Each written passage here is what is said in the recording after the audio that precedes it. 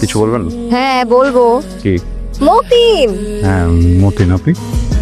তুই আমাকে চিনতে পারতেছো না? চেনা চেনা লাগতেছে, বাট এক্স্যাক্টলি মন। তাক বুঝিয়ে দিব। আমি লিয়া, তোমার ক্লাসমেট, একসাথে এক্সপেল হইলাম না?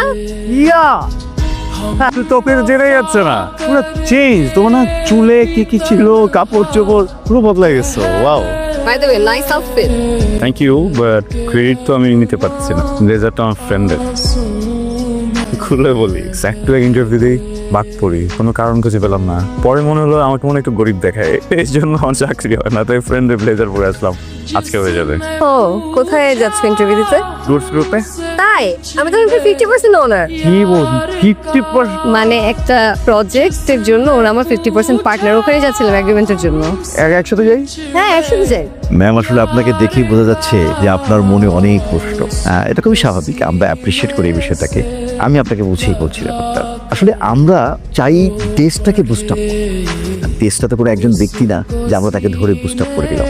তাই আমরা দেশের বিভিন্ন স্থান থেকে ছোট ছোট উদ্যোক্তা, ছোট কিন্তু সম্ভাবনাময়ী এ ধরনের উদ্যোক্তাদের পিছনে আমরা ইনভেস্ট করি, এদেরকে বুস্ট করি।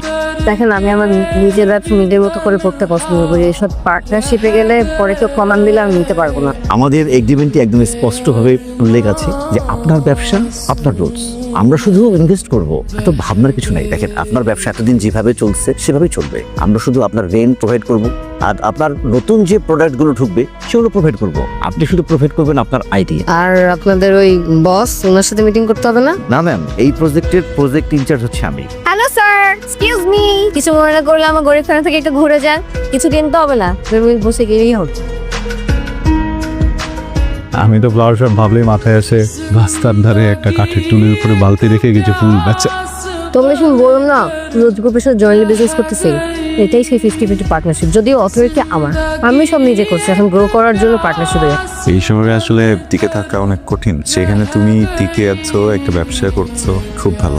টেনশন করো না, দেখবা তোমারও খুব ভালো জব হয়ে। কোথায় ছিল? প্রত্যেকদিন যা করি, ফার্স্টে যাবো, খবর নেবো কোথায় কোথায় চাকরি অপরচুনিটি আছে, দেন ওইসব কোম্পানির মতো করে সিভি বানিয়ে ওদেরকে ড্রপ করবো, দেন যাবো ইন্টারভিউ দিতে, এরপর বাদ চাকরি হবে না। কিছু মনে করলে একটা অহর্ব। কারণ আমি নিজে দেখাশোনা করি, সবকিছু নিজেই করি। কিন্তু ডেলিভারি করতে গেলে শোরুম বন্ধ রাখতে হয়, তো থাকে না। আমার একটা সহকারী হলে ভালো হতো। তুমি তো আবার জব না হয় জয়েন করবা, টাকা দিয়ে বন্ধু। তুমি যদি আমাকে এখন বলো এখানে সিকিউরিটি গার্ডের কাজ করতে হবে, বা তোমার এখানে ক্লিনারের কাজ করতে হবে, আই এম রেডি। যদি ক্লিনারের কাজ করতে I am ready, because I need a job and I need মানি।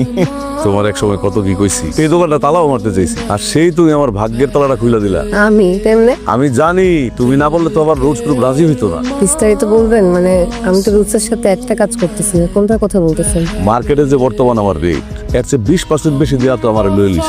মানে আমারে বলতে পুরো বাড়ি লয়ে লিছি। শুনছি ওরা নাকি উপর থেকে নিচ পর্যন্ত পুরোটা ফুলের বাগান বানায় ফেলাইবো। আমার সব আমি জানি না, আমার বাড়িওয়ালা জানে। আপনাদের বস, আপনার বসকে ডাকবেন, আপনার বসের সাথে কথা বলবেন। কোন সমস্যা? সমস্যা মানে আমি আপনাদেরকে আগেই বলছি না যে আমার ব্যবসা আমি আমার মতো করে করি, কোনো পার্টনারশিপে যাব না। হ্যাঁ, আপনারা আমাকে অ্যাসিওর করছেন যে সব আমার মতো করে হবে, তারপর আমি পার্টনারশিপে গেছি।